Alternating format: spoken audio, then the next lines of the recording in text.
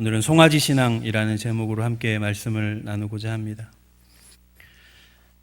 몇 년 전이었는데요, 한 기독교 매체에서 이런 광고 하나가 실렸습니다. 어떤 유명한 목사님과 함께 하는 여행 상품이었는데, 땡땡땡 목사와 함께 떠나는 4박 5일의 꿈 같은 방콕 여행 상품이라는 제목으로 여행 상품 광고가 실렸습니다. 프로그램들을 보면 이제 거기에 가서, 방콕에 가서 매일 새벽 예배를 드림으로 하루가 시작이 됩니다. 새벽 예배는 참석할 수도 있고 참석하지 않을 수도 있고 자율에 맡기는 거예요. 그리고 이제 모든 일정이 맞춰지는 저녁이 되면 저녁 시간에 부흥회를 합니다.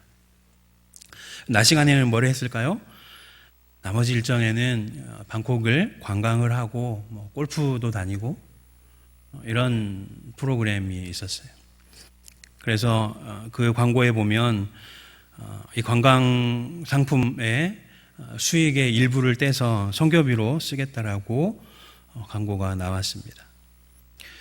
여러분이라면 이 함께하는 목사님이 아주 유명한, 이름만 대면 알만한 목사님이었거든요. 여러분이라면 이 상품에 함께 참여하겠습니까? 아니면 참여하지 않겠습니까? 속으로만 한번 생각해 보시고. 저는 이 광고를 한번 보면서 정말 경악을 금치 못했던 것 같습니다. 이 여행의 목적이 선교사님을 방문하고 또 선교지를 방문해서 기도하고 선교에 동참하는 그런 목적이 아니라 그냥 목사님과 함께 하면서 관광을 하는 거였다는 거죠. 물론 개교회에서 어떤 프로그램으로 그렇게 할 수는 있겠지만 기독교 매체에서 어떤 유명한 목사님을 내세워서 관광 프로그램을 개발했다는 거예요. 이것은 단지 그냥 선교의 목적이 아니라 복음을 상품에 끼워 파는 그런 형태의 모습이었기 때문에 참 놀랐었습니다. 이 광고를 보면서 우리가 복음을 대하는 태도가 얼마나 많이 변질되어 가고 있는가라는 생각을 하게 되었습니다. 마치 복음이 마트에서 1+1으로 파는 상품처럼 취급되고 있는 그런 느낌을 지울 수 없었다는 거죠. 오늘날 우리에게 복음은 무엇인가? 오늘날 우리에게 신앙이라는 것은 도대체 무엇인가? 저는 그런 생각이 들 때마다, 저의 신앙이 나태해졌다라고 생각이 들 때마다 우리 선조들의 믿음을 다시 되새겨보곤 합니다. 제가 신대원에 다닐 때 학교 근처에 경기도 영인에 한국 기독교 순교자 기념관이라는 곳이 있습니다. 그래서 그 기념관으로 올라가는 길이 이제 산길인데 쭉 걸어 올라가다 보면 양옆으로 지금까지 일제시대가 됐건 전쟁 중에가 됐건 그리고 현대시대까지 오면서 복음을 위해서 생명을 바쳤던 순교자들의 기념비가 아주 자그맣게 이렇게 쭉 나열이 되어 있습니다. 그래서 그 기념비들을 하나하나 읽으면서 이름도 없이 빛도 없이 예수 그리스도 이름을 위해서 죽어갔던 그 신앙의 선배들의 이름과 행적들을 읽으면서 가슴이 뜨거웠던 적이 있습니다. 그리고 한편으로는 지금 이 시대를 살아가는 내 자신의 모습이 얼마나 그 믿음의 선배들의 신앙 앞에서 얼마나 부끄러운지 한없이 그런 부끄러운 마음을 감출 수가 없었습니다. 지금도 이제 거기에서 제가 책자를 하나 사왔는데 그들의 이제 얼굴 그림하고 어떻게 순교했는지 그런 것들이 간략하게 기록이 되어 있는데 제 신앙이 나태해질 때마다 그것들을 한 번씩 쭉 읽어보곤 합니다. 우리 믿음의 선배들의 신앙은 생명을 건 신앙이었다는 거예요. 대표적으로 주기철 목사님은 일사각오의 신앙이었다는 거죠. 복음을 위해서 내가 이 세상에서 어떤 안락함과 편안함을 충분히 누릴 수 있는 그런 힘과 지식과 어떤 권력이 있음에도 불구하고 내가 복음을 위해서 그것을 다 내려놓을 수 있는 그런 믿음이었다는 거죠. 그들이 지식이 없고 능력이 없어서가 아니라 모든 것을 다 가졌음에도 불구하고 사도 바울이 말했던 것처럼 내가 가진 모든 것을 다 배설물로 여길 수 있는 그런 믿음이 있었다는 거죠. 그런 믿음의 선배들의 신앙 앞에 설 때마다 정말 부끄럽기 짝이 없는 거예요. 내가 가지고 있는 이 신앙을 정말 신앙이라고 할 수 있을까? 그 믿음의 선배들의 신앙에 비추어서 내가 지금 하고 있는 이 신앙생활의 형태가 정말 신앙생활이라고 내놓기 부끄러운 거예요. 오늘날 하나님께서 이 대한민국을 축복해 주셔서 우리가 많은 것들을 누리고 있습니다. 오늘날 우리에게 선포되어지는 복음의 메시지들은 어떤 것들입니까? 진도중학교는 그렇지 않지만 많은 교회들이요, 예수 믿으면 우리의 인생의 앞이 탄탄대로가 열릴 것처럼 이야기를 합니다. 예수 믿으면 부자가 될 것이고, 예수 믿으면 번창하게 될 것이고, 예수 믿으면 넓고 편안한 길을 걸을 것처럼 사람들을 미혹하는 그런 복음들이 선포되는 교회가 많다는 거예요.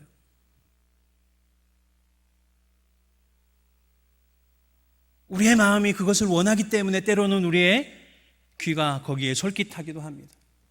우리는 예수도 잘 믿고 싶어 하고 이 세상에서도 편안함을 누리며 살아가고 싶은 마음이, 두 가지의 마음이 우리에게 공존한다는 것이죠.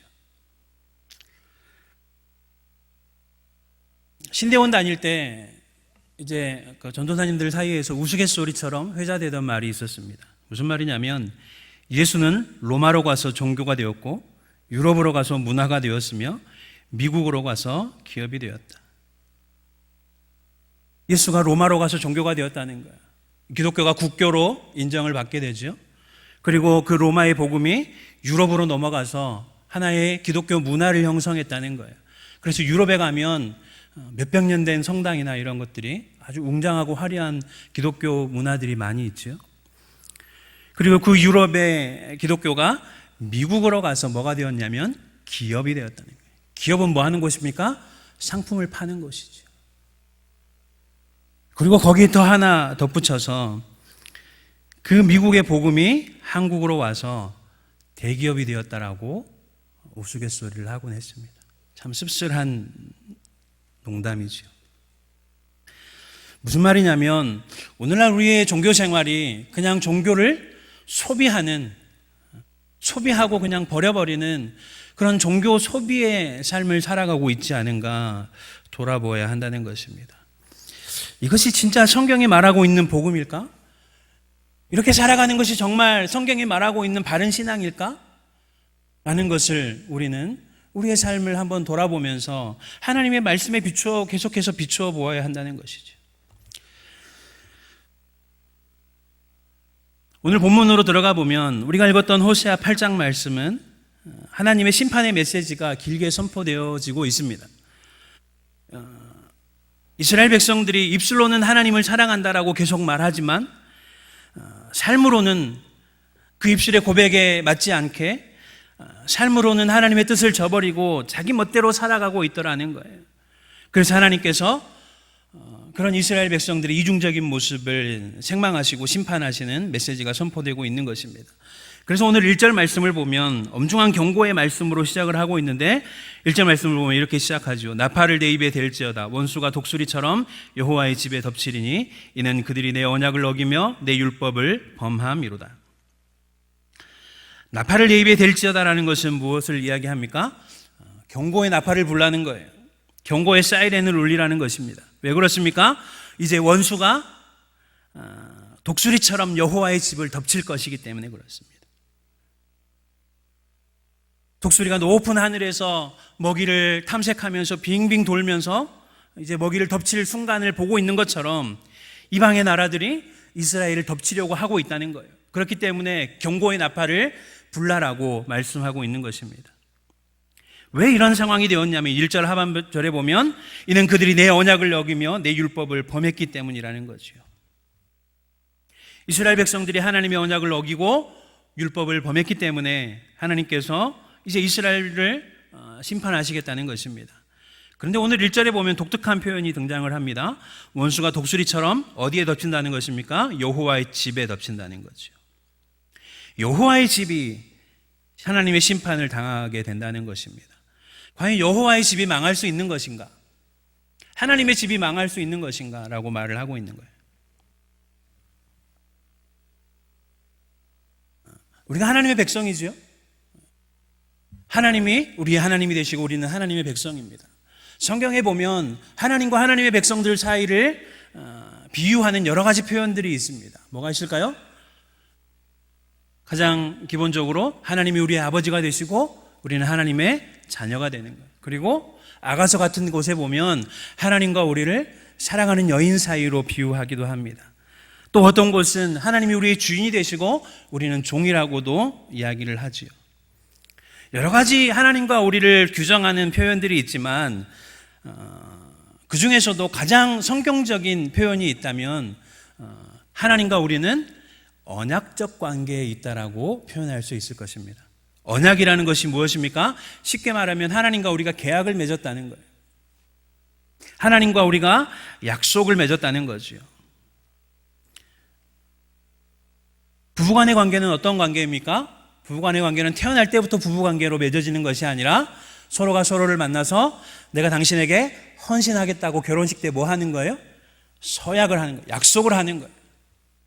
그래서 때로는 내 마음이 식어지고 이 사람이 미워 보일 때라도 뭐에 근거해서 결혼 생활을 계속하는 거예요? 결혼식 때 했던 약속의 근거에서 하는 거예요. 감정이 식어졌다고 해서 마음대로 헤어져 버리는 것이 아니라 그 약속 때문에 그냥 평생을 같이 살아가는 것입니다. 이 약속의 관계, 계약의 관계는 뭐를 전제로 하냐면 서로가 서로에게 헌신할 것을 전제로 합니다. 내가 약속을 한 거예요. 내가 무엇을 이 사람에게 해주기로 약속을 한 것입니다. 그렇기 때문에 그 계약의 근거에서 끊임없이 상대에게 헌신을 해야 되는 거예요. 그렇기 때문에 이 결혼의 관계는 뭐가 따르는 것입니까? 책임이라는 게 따르는 거예요. 책임은 지려하지 않고 상대방에게 무한정으로 그냥 희생을 일방적으로 요구하거나 내가 요구하는 것을 모두 다 그냥 용납해 주기를 바란다면 결혼관계는 불행해지겠지요. 하나님과 우리의 관계도 마찬가지라는 것입니다. 하나님과 우리는 계약으로 맺어진 상황이에요. 계약으로 맺어진 관계라는 거예요. 약속으로, 언약으로 맺어진 관계라는 것입니다. 하나님께서 이스라엘 백성들과 율법으로 이제 언약을 맺으실 때 뭐라고 하시고 언약을 맺으셨을까요? 너희가 이 말씀을 순종하면 너희가 복을 받고 이 말씀을 순종하지 않으면 너희가 심판을 받을 것이다. 너희가 힘을 다하고 마음을 다하고 뜻을 다하여 주 하나님을 사랑하면 나는 너희의 하나님이 될 것이고 너희는 내 백성이 될 것이라라는 그런 약속의 관계를 맺었다는 것입니다. 그렇기 때문에 이 약속을 지키지 않으면 어떻게 되는 거예요? 이 언약이 깨어지는 것입니다. 언약이 깨어지게 되면 하나님과 우리의 관계도 깨어지게 되는 것입니다. 그리고 구약 성경에 보면 그 언약 관계가 깨어질 때 하나님께서 어떻게 하시는 거예요? 하나님께서 말씀에 순종하면 주시겠다고 했던 그 모든 복들을 거두어 가시는 일이 생긴다는 것입니다. 그런데 오늘 본문에 보면 이스라엘 백성들이 하나님의 말씀을 거역하고 하나님과의 관계를 깨뜨렸다는 거예요. 이스라엘이 왜 이런 불행들을 맞이하게 됐냐면 하나님과 우리와의 관계가 어떤 관계인지를 오해한 데 있었다는 거예요. 이스라엘 백성들은 무슨 생각이 있었냐면 우리는 하나님께서 선택한 선민이기 때문에 나는 그냥 자동적으로 태어날 때부터 하나님의 백성이라는 생각을 가지고 있는 거예요. 자동적으로 내가 태어나기만 하면 하나님의 은혜를 받을 자격이 있는 사람인 것처럼 착각했다는 것입니다. 그들은 스스로를 여호와의 집이라고 생각했어요. 우리가 여호와의 집이기 때문에 하나님께서 무조건 우리를 보호해 주시고 우리를 무조건 복 주실 것이라고 생각했다는 것입니다. 그러나 오늘 말씀은 뭐라고 이야기하고 있습니까? 독수리가 여호와의 집을 덮친다라고 말씀하고 있습니다. 하나님과의 언약적인 관계가 깨어져 버리면 아무리 하나님의 백성이라 할지라도 하나님의 심판이 임하게 된다는 거예요. 교회가 아무리 예수 그리스도의 피로 값주고 산 교회라 할지라도 하나님의 백성들이 하나님의 말씀을 저버리면 하나님의 심판 앞에 설 수밖에 없다는 것입니다. 그리고 그때 이스라엘 백성들이 뭐라고 하나님 앞에 부르짖습니까? 2절 말씀을 보면 그들이 장차 내게 부르짖기를 나의 하나님이여 우리 이스라엘이 주를 아나이다 하리라. 이스라엘 백성들이 하나님의 심판의 메시지를 듣고 뭐라고 이야기하냐면 우리가 하나님을 압니다. 하나님을 믿는다라고 입술로는 말을 하는 거예요.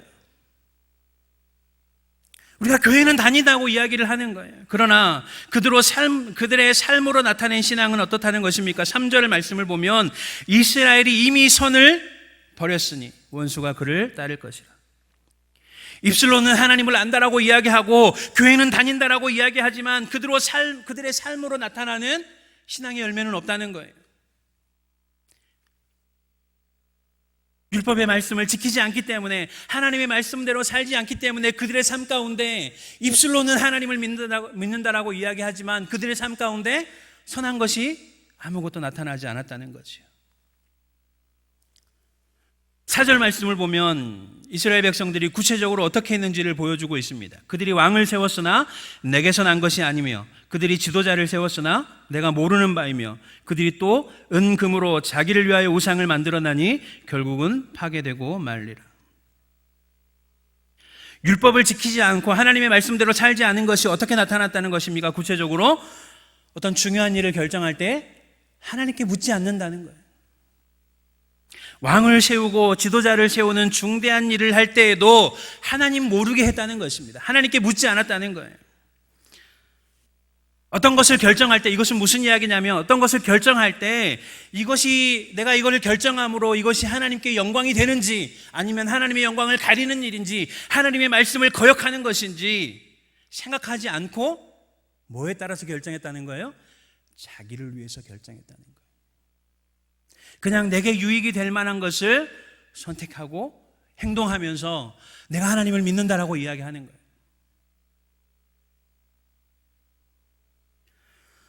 또 두 번째로 뭘 이야기하고 있습니까? 하나님이 주신 은과 금을 이용해서 뭘 만들었어요? 우상을 만들었다는 것입니다. 근데 그거를 누구를 위해서 한 일이에요? 자기를 위해서 했다.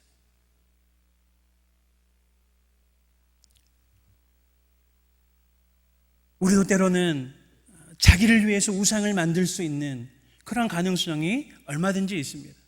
물론 우리가 눈에 보이는 우상은 만들지 않겠지만 하나님을 믿는다라고 하면서 자꾸만 자기의 유익을 위해서 신앙생활을 해 나갈 때 우리는 하나님이 아니라 나를 위한 우상을 만들고 있다는 사실을 기억해야 한다는 것입니다.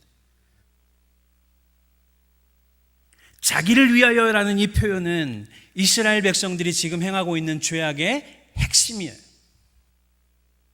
자기를 위해서 하나님을 믿는 것입니다.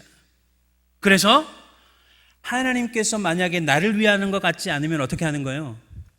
하나님도 자기 마음대로 조종하고 싶어 하는 거예요. 하나님, 내가 이렇게 해주라고 했잖아요. 하나님 이렇게 해주셔야죠. 내가 하나님 믿는데 하나님 왜 이렇게 안 해주세요? 라고 이야기를 하는 것입니다. 그래서 출애굽기에 보면 이스라엘 백성들이 뭐 합니까? 모세가 이제 시내산의 율법을 받으러 간 사이에 이스라엘 백성들이 뭐 하는 거예요? 송아지 형상을 만드는 것입니다. 금과 은을 모아서 송아지 형상을 만들었어요. 하나님께서 모세를 통해서 이스라엘 백성들에게 십계명을 주신 이유가 무엇입니까? 하나님은 이스라엘 백성들에게 이 돌판에 새겨진 그 십계명의 신앙, 다시 말하면 언약의 신앙을 요구하시는 것이는데 이스라엘 백성들은 그런 언약이 중요한 게 아니고 뭐가 중요한 거예요? 눈에 보이지 아니하는 하나님을 눈에 보이고 손에 잡히는 하나님으로 만들고 싶어 하는 거예요. 그건 뭘 이야기하냐면 내 마음대로 할 수 있는 하나님을 만들고 싶어 하는 것입니다. 그리고 하나님 자신의 영광을 위하는 하나님이 아니라 나를 위해 줄 수 있는 하나님을 원하는 거예요. 이스라엘 백성들은 언약의 신앙이 아니라 송아지 신앙을 원했다는 것입니다. 근데 놀라운 것은요, 출애굽기 32장 4절 말씀을 한번 띄워주세요. 출애굽기 32장 4절 말씀에 보면 이렇게 이야기하고 있습니다. 아론이 그들의 손에서 금고리를 받아 부어서 조각칼로 새겨 송아지 형상을 만드니 그들이 말하되 이스라엘아 이는 너희를 애굽 땅에서 인도하여 낸 너희의 신이로다 하는지라. 8절 말씀. 그들이 내가 그들에게 명령한 길을 속히 떠나 자기를 위하여 송아지를 부어 만들고 그것을 예배하며 그것에게 제물을 드리며 말하기를 이스라엘아 이는 너희를 애굽 땅에서 인도하여 낸 너희 신이라 하였도다. 이스라엘 백성을 애굽 땅에서 인도하여 낸 신이 누굽니까? 여호와 하나님이잖아요. 이스라엘 백성들이 지금 송아지를 만들면서 뭐라고 이야기하고 있냐면 이는 너희를 애굽 땅에서 인도하여 낸 신이라. 이스라엘 백성들이요 송아지 형상을 만들면서 하나님은 됐고 우리는 다른 신을 섬길래 하고 송아지를 만든 것이 아니라 송아지를 만들면서 뭐라고 이야기하고 있는 거예요? 이 송아지 형상이 우리를 애굽 땅에서 인도하여 낸 여호와 하나님의 형상이다라고 이야기하고 있는 거예요. 다른 신을 만든 것이 아니라 여호와 하나님, 보이지 아니하시는 여호와 하나님을 눈에 보이는 형상으로 만들어낸 것입니다.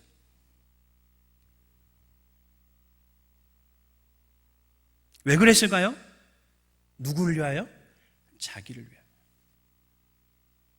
신앙생활을 하는 데 있어서 이것은 굉장히 무서운 함정입니다. 많은 사람들이 신앙생활을 왜 하냐고 물어보면 자기 자신을 위해서 하는 사람이 많아요. 기도 제목을 물어보면 알 수 있습니다. 기도 제목이 뭡니까? 제가 목회하면서 기도 제목을 물어봤는데 가장 처음에 저는 지금보다 하나님을 더 사랑하고 싶고 하나님의 말씀에 깊이 빠져들고 싶고 정말로 하나님을 위해서 내 생명을 바치는 것이 저의 가장 간절한 기도 제목입니다라고 말하는 사람을 단 한 명도 보지 못했습니다. 기도 제목이 뭐세요? 우리 자녀가 잘 되는 거예요. 가족이 화목한 거예요. 건강하는 거예요. 사업이 잘 되는 거예요. 물론 그런 거 중요하죠. 그런 것을 기도하지 말라고 하는 것이 아닙니다. 그러나 우리의 우선순위가 어디에 있는 거예요? 자기를 위하여. 우리는 우리의 마음을 하나님께 맞추는 것이 아니라 하나님이 우리의 마음에 맞기를 원하는 거예요. 그래서 성경이 말하고 있는 하나님이 아니라 내 욕망대로 움직여줄 수 있는 하나님, 내 마음대로 조종할 수 있는 하나님을 조각해내는 거예요. 송아지 형상으로.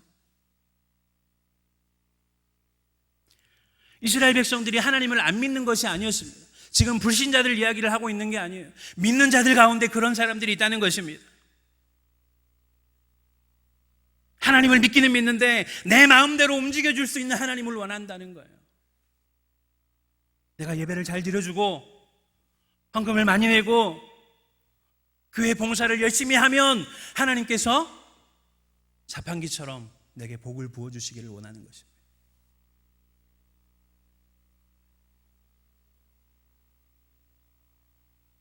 나를 귀찮게 하는 하나님은 필요 없다는 거예요.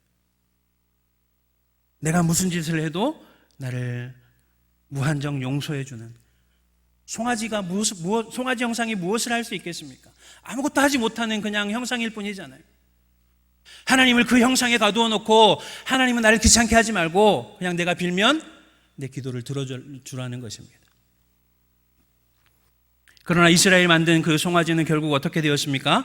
5절과 6절 말씀에 보면 사마리아여 내 송아지는 버려졌느니라 내 진노가 무리를 향하여 타오르나니 그들이 어느 때에야 무죄하겠느냐 이것은 이스라엘에서 나고 장인이 만든 것이라 참신이 아니니 사마리아의 송아지가 산산조각이 나리라. 이스라엘 백성들이 송아지 형상을 만든 것이 어떻게 됐다는 거예요? 하나님의 진노를 타오르게 했다는 것입니다. 하나님을 분노하게 했다는 거예요.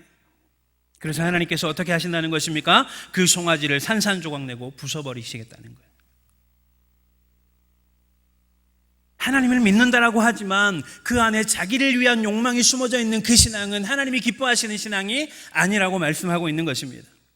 자기의 욕망을 투영해서 만든 그 송아지 형상의 하나님, 그것은 참 하나님이 아니었다는 것이지요. 그것은 그저 사람들의 욕망의 산물일 뿐이었습니다. 성경에 기록된 그 하나님이 아니라 나의 욕망으로 빚어낸 그 송아지 하나님이었다는 거죠.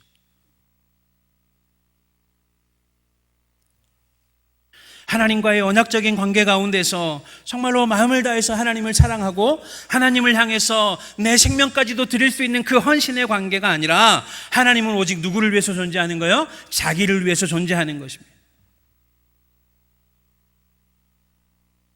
자기를 위해서 만들어 놓은 그 송아지 형상이 과연 이스라엘 백성들에게 풍요를 가져다 주었을까요? 7절 말씀에 보면 그렇지 않은 것 같습니다. 그들이 바람을 심고 광풍을 거둘 것이라. 심은 것이 줄기가 없으며 이삭은 열매를 맺지 못할 것이요 혹시 맺을지라도 이방 사람이 삼키리라. 바람을 심는다는 것은 무엇을 의미하는 것입니까? 아무짝에도 쓸모없는 것을 심는 거예요. 헛된 것을 심는 것입니다. 바람을 심었더니 무엇이 거두어졌습니까? 광풍을 거뒀다는 거예요. 아무짝에도 쓸모없는 것을 거두었더니 이제 그 모든 것이 다 날아가 버리는 것입니다. 그리고 설령 열매를 맺었다 할지라도 이방 사람들에게 다 삼켜져 버릴 것이라고 말씀하고 있는 것이죠.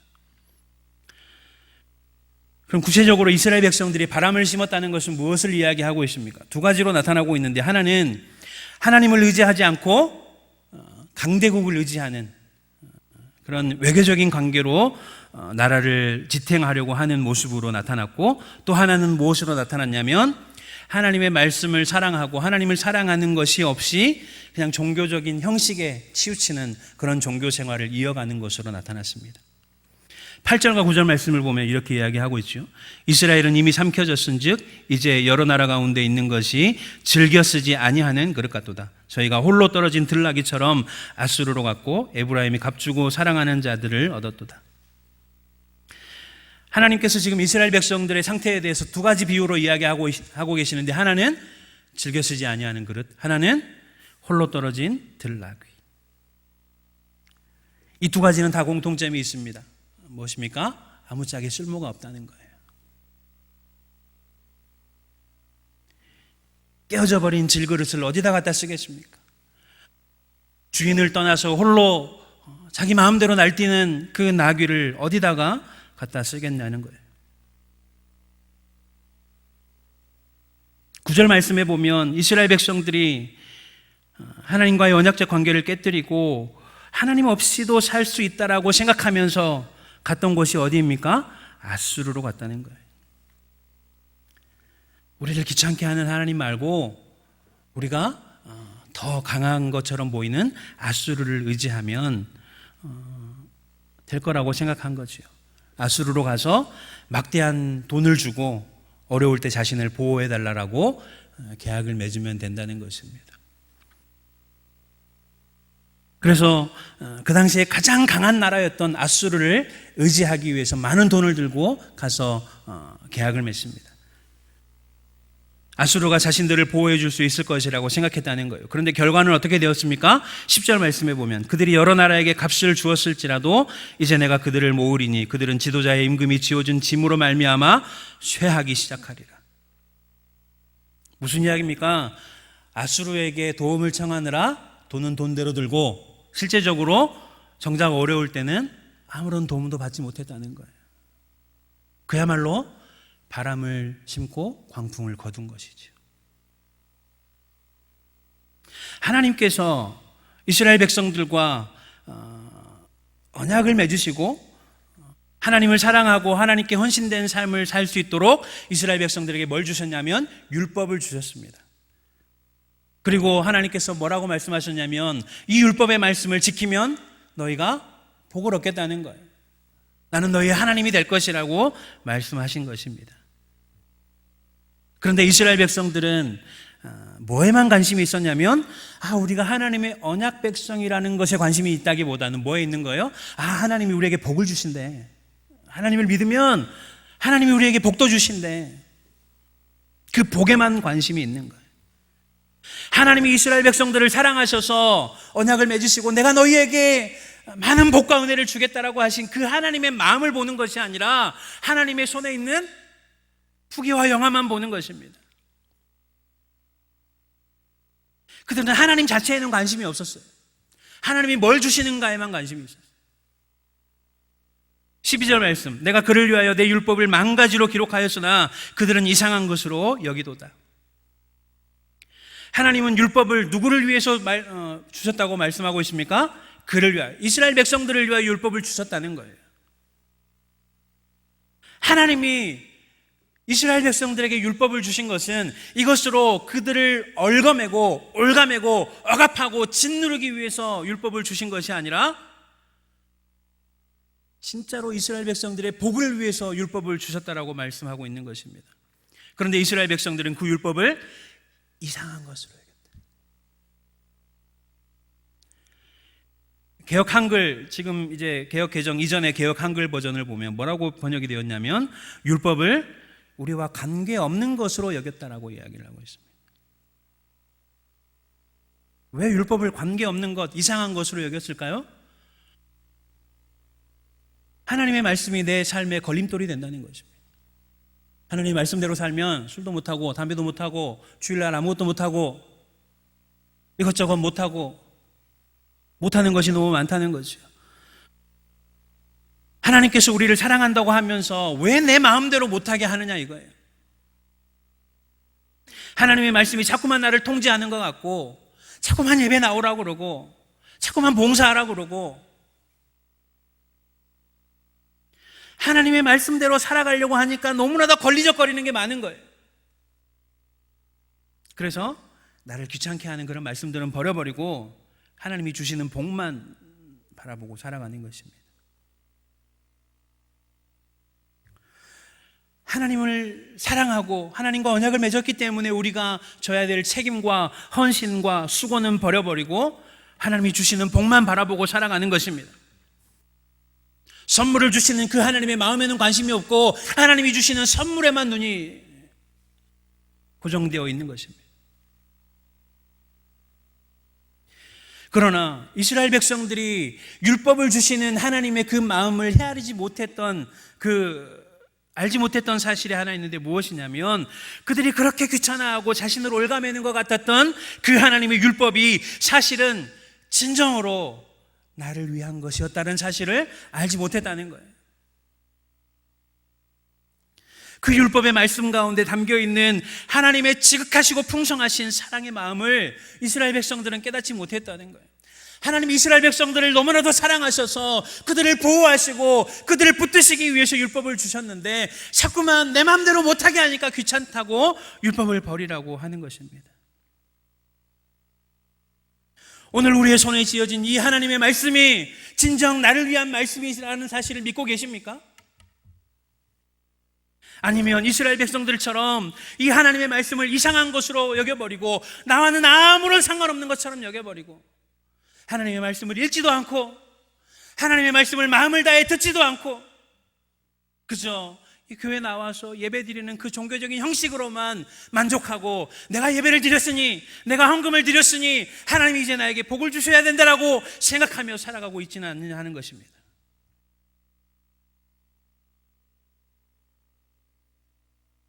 하나님의 말씀을 버리고 하나님의 말씀을 자기와 아무런 상관없는 것으로 여기는 자들에게 하나님은 뭐라고 말씀하십니까? 13절 말씀을 보면 그들이 내게 고기를 제물로 드리고 먹을지라도 여호와는 그것을 기뻐하지 아니하고 이제 그들의 죄악을 기억하여 그 죄를 벌하리니 그들은 애굽으로 다시 가리라. 하나님이 아니라 자기 자신을 위해서 예배하는 그 사람들을 향해서 너희가 아무리 좋은 고기를 가지고 나와서 내게 제물을 드린다 할지라도 너희가 아무리 많은 헌금을 가지고 나와서 내게 바친다 할지라도 나를 향한 사랑의 마음이 없고 나의 말씀, 이 하나님의 율법의 말씀을 존중함이 없는 너희의 예배는 나는 결코 그 예배를 받을 수 없다라고 말씀하고 계시는 것입니다. 14절 말씀 마지막으로 이스라엘은 자기를 지으신 이를 잊어버리고 왕궁들을 세웠으며 유다는 견고한 성읍을 많이 쌓았으나 내가 그 성읍들에 불을 보내어 그 성들을 삼키게 하리라. 이스라엘 백성들은 자기를 지으신 하나님을 잊어버렸습니다. 하나님을 잊어버렸다는 건 뭘 이야기하는 것입니까? 내가 어디로부터 왔는지, 내가 왜 이 땅 가운데 왔는지를 잊어버린 거예요. 하나님은 이스라엘 백성들을 왜 창조했다라고 이야기하고 있습니까? 이 백성은 내가 나를 위하여 지었나니 나의 찬송을 부르게 하려 합니다. 우리가 이 땅에 온 목적은 하나님의 영광을 위해 왔다는 거예요. 우리의 삶을 통해서, 우리의 입술을 통해서 하나님을 찬송하고 크고 영화로우신 하나님을 높여드리는 삶을 살아가도록 하기 위해서, 나를 통해서 온 세상 사람들이 하나님의 하나님 되심을 알게 하기 위해서 우리를 부르셨는데, 우리는 그저 누구만을 위해 살아가고 있는 거예요? 나 자신만을 위해 살아가고 있는 거예요.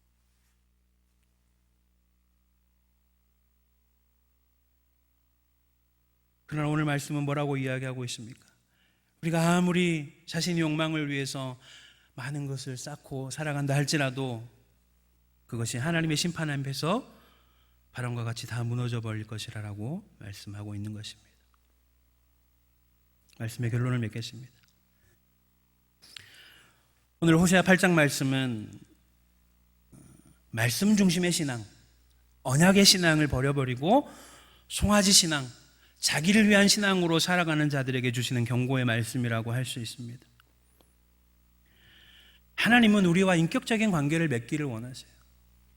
서로 사랑하고 서로를 향해 헌신하는 그런 관계를 맺기를 원하신다는 것입니다. 하나님은 하나님을 사랑하는 자들을 찾으셔요. 하나님께 헌신할 수 있는 자들을 찾으셔요. 하나님 돈 많은 자들을 찾지 않으십니다. 하나님 권력 있는 자들을 찾지 않으셔요. 하나님께 막 땅을 몇백 평, 몇천 평 드릴 수 있는 그런 사람들을 원하지 않으신다는 거예요.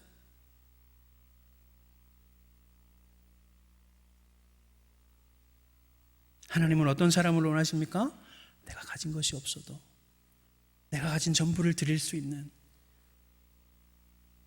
내가 받은 사랑이 너무나도 커서 그 하나님께 내 삶 전체를 드릴 수 있는, 내 생명까지라도 드릴 수 있는 그런 사람들을 하나님이 찾으신다는 것입니다.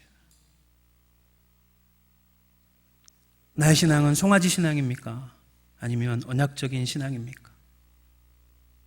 오늘 말씀에 나타나 있는 이스라엘 백성들의 신앙은 자기를 위하여라는 이 표현으로 요약이 될 수 있습니다. 하나님은 그저 나 자신만을 위해 살아가도록 우리를 부르시지 않았다는 것입니다. 우리는 하나님의 이름의 영광을 위해 부름받았고 이 땅 가운데 하나님의 영광을 드러내고 우리가 살아가는 곳에서 하나님의 나라를 이루어가도록 부름받았다는 사실을 기억하면서 오늘 다시 한번 이 말씀 앞에서 우리의 신앙을 돌아보고 하나님 앞에 더 가까이 나아가고 하나님을 더 사랑하고 우리의 삶을 하나님 앞에 더 올려드릴 수 있는 그런 귀한 헌신의 삶을 살아갈 수 있기를 주의 이름으로 축복합니다.